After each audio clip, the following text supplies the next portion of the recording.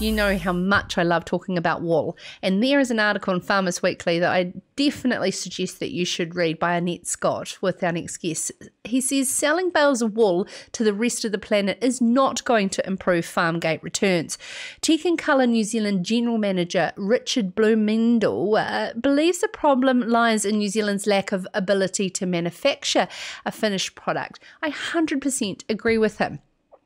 Despite a group being established, he says recently, and this is the Strong Wool Action Group, recently appointing Andy Cowie of the Armadillo Merino brand as its chief executive, one organisation cannot take charge of an almost zero manufacturing infrastructure here in this country to turn this rural material around.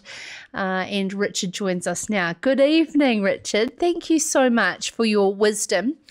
And you are so correct. How did we get to a point of zero manufacturing of wool products in 2020?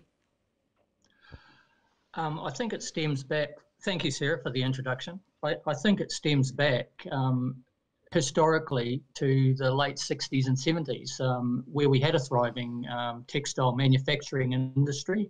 We're making worsted and woolen products, finished products, fine suits, the likes of Swan Dry, other brands made by companies like Lane Walker Rudkin, Auckland Knitting Mills, and lots of iconic brands were around.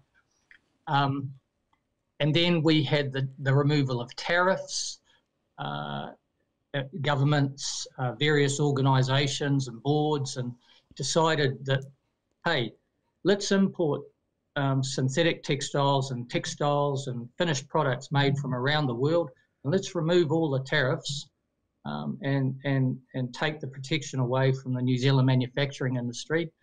And the net result is we find ourselves essentially where we are today. It is an interesting thing. We have had a rise in globalisation, and as we heard there from Stephanie Honey, we have this return back to protectionism at a national level, and decimated industries in the process of that. And could you give us an understanding of how Technicolor has been through that in terms of wool infrastructure and manufacturing here in this country? For sure. Technicolor was formed in 2003 as a result of a merger between an Australasian supplier. So we're a trans-Tasman business, and we were supplying technical products, or we still are, technical products to the textile and leather industries. Over that time, we've just seen the slow demise of these manufacturing organisations, these textile manufacturing organisations, to the point now where we have two significant wool carpet manufacturers in Cavalier Bremworth and Godfrey Hirst. We have another one, a non-vertical manufacturer in New Zealand Yarn. And then we also have, conversely, the leather industry as well, who are struggling to make. There's only one company now making finished products, and that's Tasman Tanning. That's finished leather to the market. The others are all making wet blue product or salted and shipping it offshore. So it's just so frustrating to see that we're meat and dairy, and then we have these co-products that we should also be making finished value-added products. It's just, because I'm so passionate about the wool industry, it's so frustrating to see that happen. And Richard, they didn't used to be co-products. They used to be the product, didn't they, in terms of wool and strong wool in this country, especially in the 1950s. I love the comment here that you said, and this is in the Farmers Weekly article and by Annette Scott in this week's Farmers Weekly, is rightly or wrongly the consumer within our largest trade partner, Asia, are not concerned with sustainability, farming emissions or climate change. Yet we do have such a strong reliance on China, and this is where a lot of our synthetic products are flooding our markets. Absolutely right. I mean, you've got another manufacturer, like the likes of the carpet mill, and rightly so. They import synthetic yarn, and they've taken advantage of a market that was crying out for something, and they took advantage of the market overtaking the wool products, and look, all power to them, but it's been at the detriment of the New Zealand wool industry, and I think that comes down to the government protection that needs to be in place of that industry for our co-products, both textiles and leather. Um, Cavalier Bremworth have recently made the statement that they're going 100% wool. I think they see the advantages of that, the climate change mantras, the sustainability, the younger people, the younger generation now seeing and demanding that there's a sustainability profile and a connection to climate change and recycling. And there's all these synthetic, the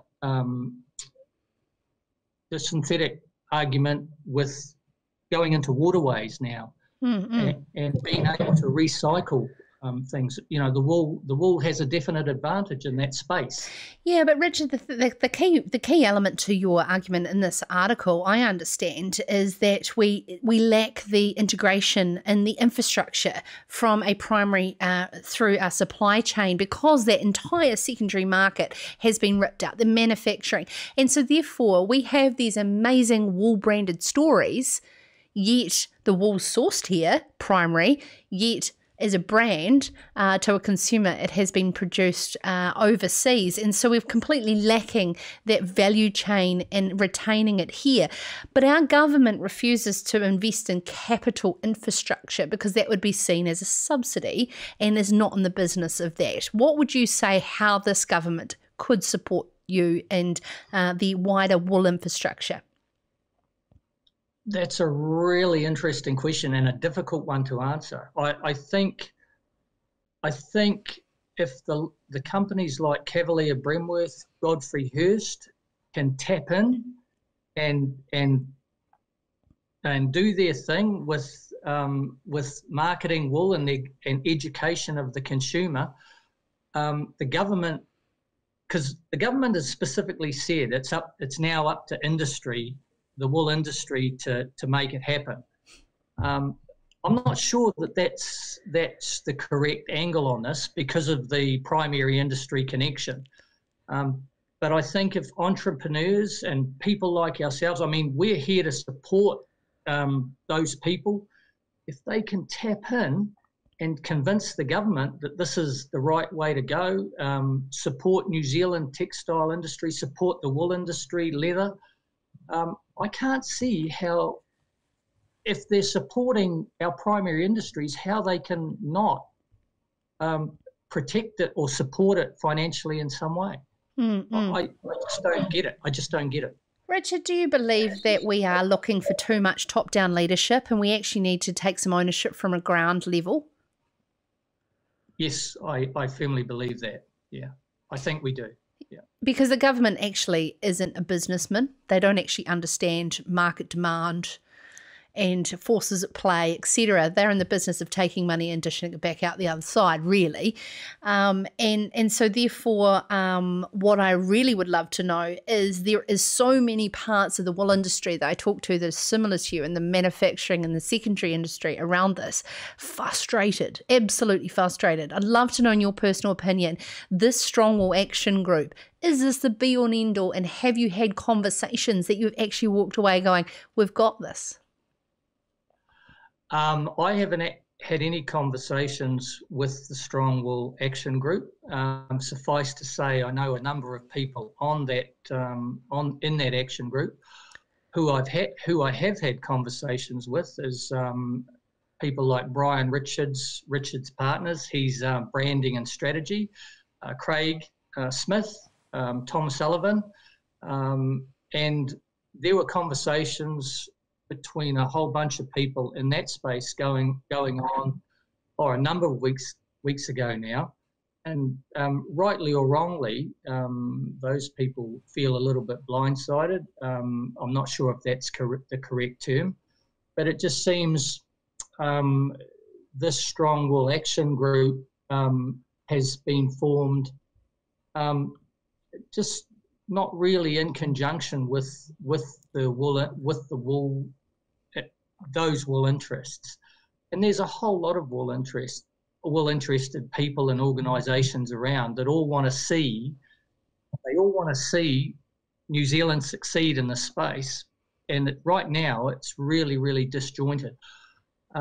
How we bring all that together now, I mean, I think the noises are being made and strong noises are being made. And I just think we need to get it together. One organisation isn't going to do it, and then the dictation of that isn't going to make it happen. The farmers, the growers, and we've been saying this for years, the growers need to be connected to the manufacturers and connected to the end consumer. That's how we do that, how we get the growers connected to the likes of Cavalier Bremworth and Godfrey Hirst and New Zealand Yarn and CP Wool, how we get all that connection. That's the bit that needs to happen. Richard, can I ask you sorry for the better feedback there.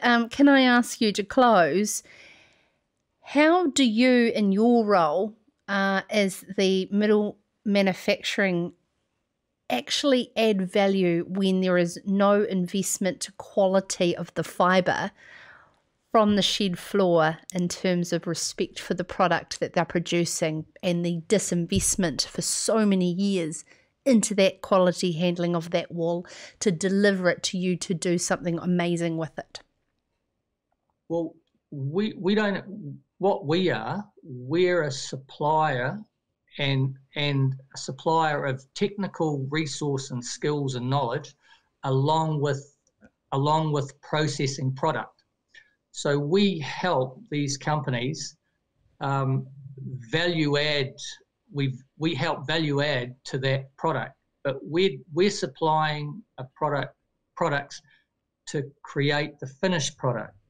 We're not supplying products in the wool industry specifically to ship it offshore. Yeah. My point there is that if you do not have the investment from the farmer and being able to move away from a commodity mindset of being incentivised on a per kilo basis, then how do we actually move towards something that is of more value in terms of a supply chain integration that you've suggested?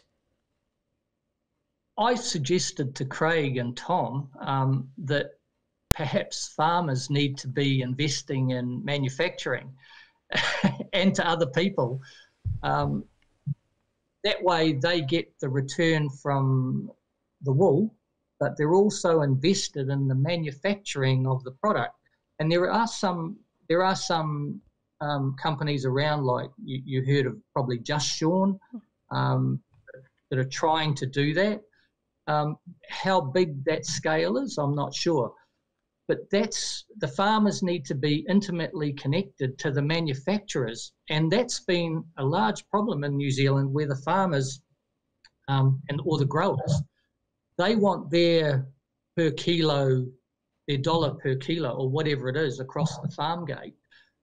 But they haven't been, I don't know whether it's I don't care how I get my money so long as I get it. But they need to be connected somehow or invested in the manufacturing. And there's been a lot of boards and organisation over a number of years that have tried to get that to happen, but it's kind of never happened. And I don't know how we get the farmers invested in that, because there's been various levies and organisations where farmers have had to contribute money, hoping that these organisations will be able to get the returns for their wool that they've been promised. And like Wool Equities fell over. I mean, there's various, the Meat and Wool Board. I mean, all these things have over the years have fallen over. We need one that doesn't fall over. Yes, Richard, you're absolutely right. It's kind of like a gambler who really, really wants a win, because that's what it's felt like for so blimmin' long in the wool industry. And farmers have burnt fingers. And how do we continue to provide hope that is there? Thank you so much for your insight, Richard Blomendal from Tech and Colour New Zealand, and Annette Scott focuses on the thoughts of Richard there in this week's Farmers Weekly. This is Sarah's Country.